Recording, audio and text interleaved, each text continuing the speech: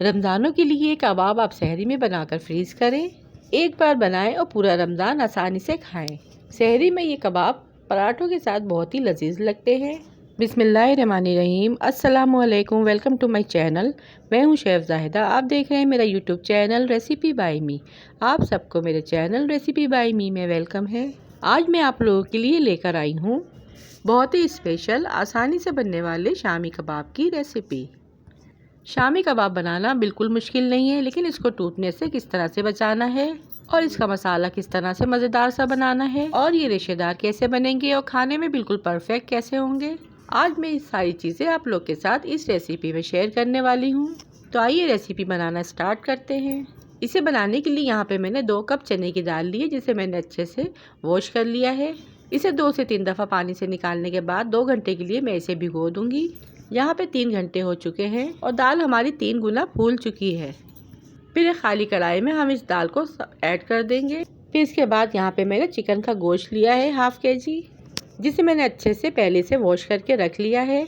आधा kilo chicken का गोश्त ऐड करेंगे। 2 कप दाल में आधा किलो गोश्त बिल्कुल परफेक्ट है। गोश्त ऐड करने के बाद यहाँ पे हम कुछ मसाले ऐड करेंगे।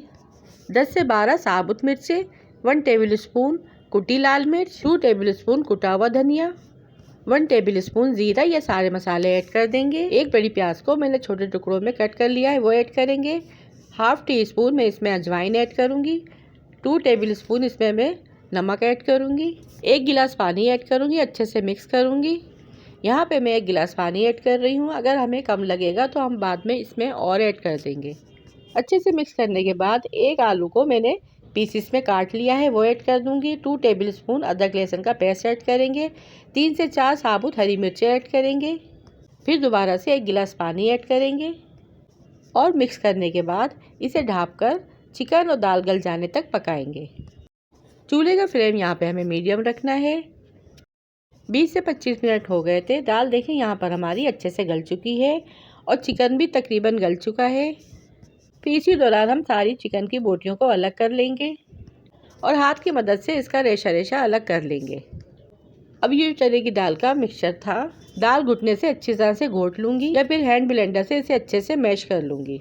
और ये देखिए तकरीबन दाल हमारी यहाँ पर अच्छे से घुट चुकी है। और फिर जो हमने चिकन के रेशे किए थे, इसे हाथ की मदद से मसलेंगे और इसमें ऐड कर देंगे। फिर दोबारा से दाल और चिकन को अच्छे से मैश कर लेंगे ताकि ये दोनों चीज़ें आपस में मिक्स हो जाएं। दाल और चिकन को मैंने हाथ से मैश किया है। आप चाहें तो इसे चॉपर से भी मैश कर सकते हैं या फिर इन दोनों चीज़ों को सिल पर भी आप बआसानी पीस सकते हैं। और ये देखिए कबाबों का कितना ज़बरदस्त सा बैटर बनके हमारा रेडी हुआ है।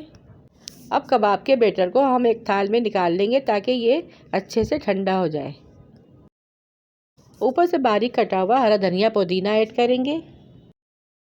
6 से 7 हरी मिर्चों को मैंने बारीक बारीक कट कर लिया है, वो ऐड कर देंगे। तो यहाँ पे हरी मिर्चें आप अपने टेस्ट के अकॉर्डिंग ऐड कीजिएगा। 1 टेबल स्पून घर का पिसा हुआ गरम मसाला ऐड करेंगे। 1 से 2 अंडे ऐड करेंगे और फिर अच्छी तरह से इसकी मिक्सिंग कर लेंगे। और ये देखिए कबाबों का हमारा कितना ज़बरदस्त सा बैटर बन के रेडी हुआ है। अब इस बैटर को आप अपने हिसाब से कबाब की शक्ल देके जितना बड़ा छोटा चाहे आप इसको बना सकते हैं। यानी अगर आप चाहें तो छोटे कबाब भी बना सकते हैं और चाहें तो थोड़े बड़े भी साइज़ के बना सकते हैं। मैंने यहाँ पे छोटे साइज़ के कबाब बनाए हैं जो खाने में और फ्राई करने में बहुत ही मज़े के लगते हैं। इसी साइज़ के मैं सारे कबाब रेडी कर लूँगी। जब आप कबाब के बैटर को मिक्स करेंगे तो यहाँ पे आप चेक कर लीजिएगा कहीं यहाँ पर नमक तो फीका नहीं है। अगर आपको नमक और मिर्चें कम लगे तो इस दौरान आप इसमें ऐड कर सकते हैं। आप इसमें मोटी साइज़ की हरी मिर्चें भी बारीक कट करके ऐड कर सकते हैं, वो भी बहुत मज़े की लगती हैं।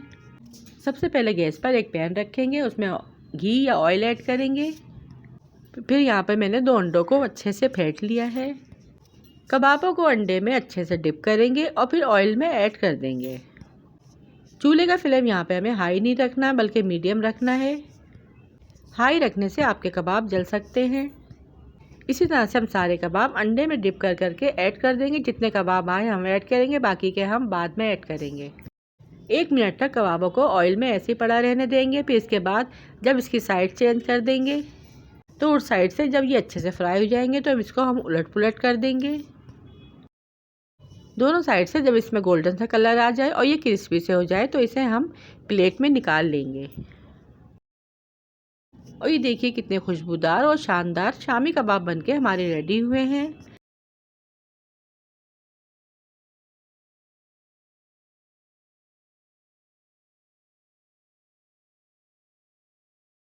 बहुत ही डिलीशियस, बहुत ही आसानी से बनके ये देखिए तैयार हो जाते हैं। और इन्हें मैंने प्लेट में डिश आउट कर लिया है। आप भी इन कबाब को रमज़ानों के लिए अभी से बना के फ्रीज कर दें और सहरी में इन कबाबों के साथ इंजॉय करें। रायते और ग्रीन चटनी या फिर सैलेड के साथ इसे सर्व करें, या फिर इन कबाबों को आप शाम की चाय के साथ या फिर डिनर या लंच में बनाकर भी इंजॉय कर सकते हैं। वीडियो पसंद आए तो वीडियो को लाइक शेयर, चैनल को सब्सक्राइब लाजमी कीजिएगा। फिर मिलूंगी आपसे इसी तरह की और मज़ेदार सी रेसिपी के साथ। रखिएगा अपना अपने प्यारों का ढेर सारा ख्याल, दुआ में याद कीजिएगा। Thanks for watching. अल्लाह हाफिज़।